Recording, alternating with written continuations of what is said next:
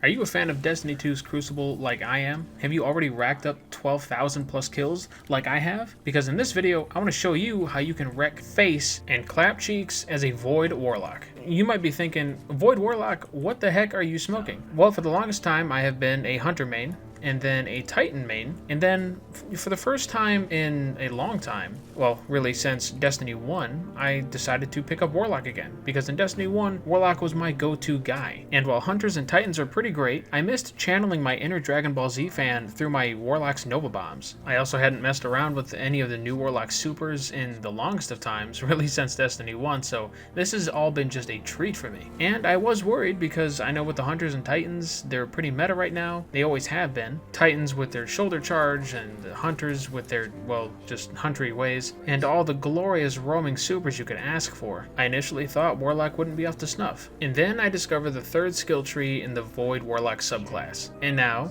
2 weeks, 961 power, 2,000 Crucible kills, and 3 Valor resets later, Void Warlock is, bar none, my favorite. I'm going to show you how and why, so that you, as a Warlock fan, can top the leaderboard of every match like I have been lately. First thing first, you're going to want to choose the Attunement of Fission tree in the Voidwalker Warlock subclass. And another thing, you are never going to use your grenade. Any of them, ever. And I'm going to tell you why. It's because in this tree, you have what is called Handheld Supernova. Now, I've seen some people use this to great effect, but man, I use this thing like 10, 15, maybe even more times in a match. And I get as many kills as I use it. Sometimes I get double or even triple kills. That's how good this particular thing is. Because you hold down the button to convert your grenade into a short-ranged Void Blast on release. And it's basically a huge AoE shotgun blast with decent range on a 30 or second so cooldown, depending on your build. And I'll show you how to get the cooldown that low and wide. And it's incredible. You charge it up and just blast them away. It's like a mini freaking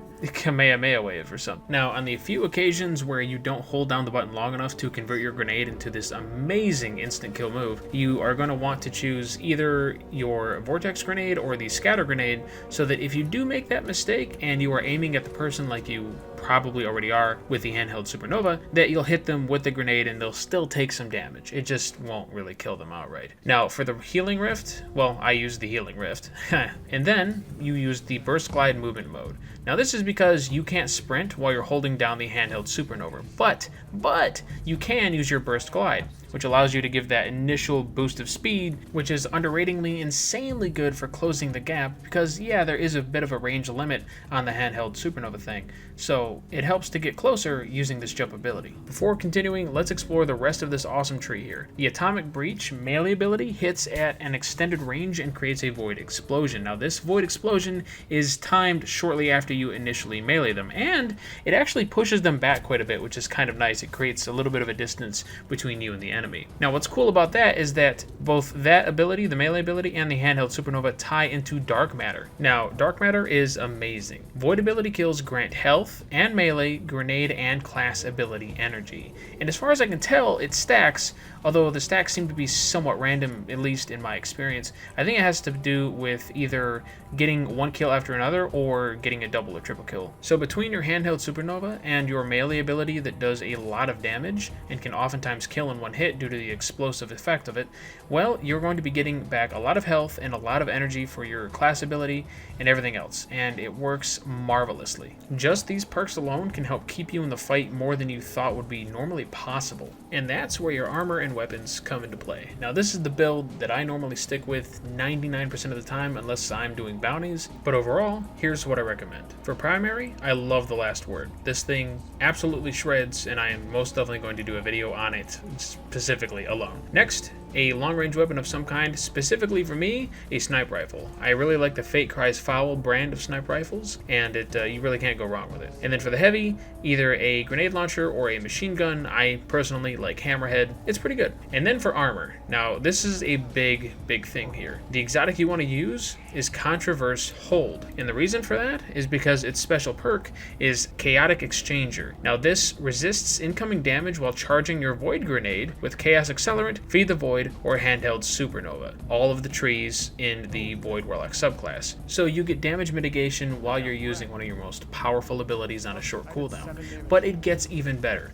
because if you hit somebody with this ability, with the Handheld Supernova, it will return a random amount of grenade energy back to you. Having this exotic shortens your cooldown on Handheld Supernova dramatically, to the point where you are throwing out one of these instant kill AoE attacks every 15 to 20 seconds, maybe even more, if you can manage to get your discipline stat high enough, because this stat determines how short your cooldown is for your grenade as a whole. So if you can get it up to 9 or 10, you're looking at a 34 or even a 31 second cooldown on your grenade. And I could be wrong about this next part, but the Controverse Hold gauntlets, the exotic ones you're going to want to use, say that they return a random amount of grenade energy on hit.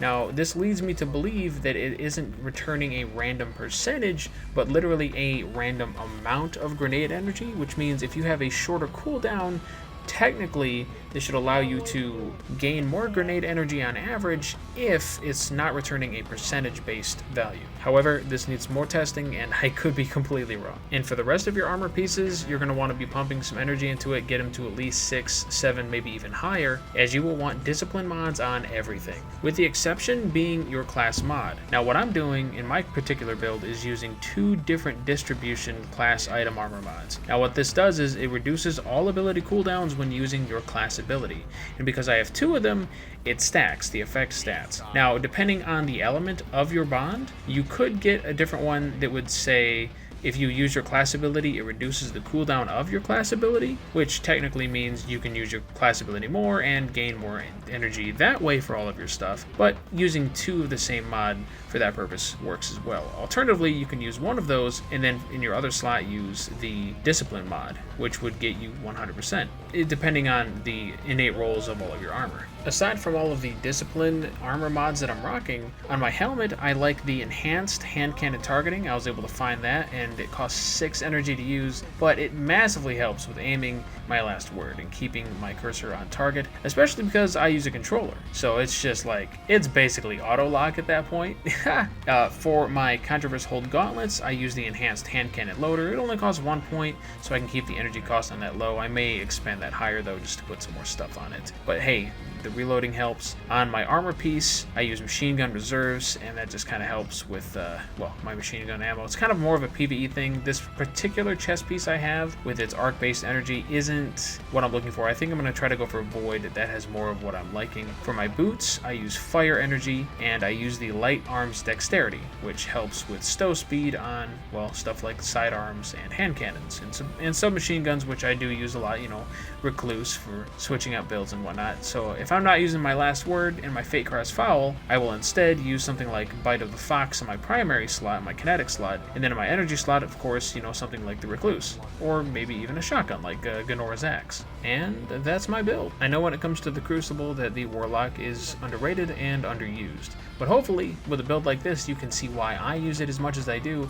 and how I have the success that I have, because like half of my kills are from Handheld Supernova. But I hope you enjoyed the video. Let me know what you thought in the comments down below. Leave a like and subscribe before you do. Thank you for watching. I'm going to go explore some more builds, and I will catch you next time. Castoli, over and out. Sounds so familiar, but not at all familiar. Damn it. They're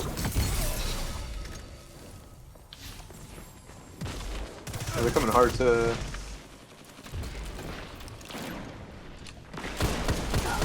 Oh, it was just done charging too. Endless destruction.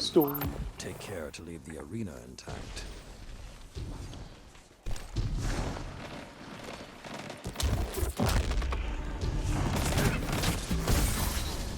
Oh, One of these days, I'm gonna have to grind Menagerie out.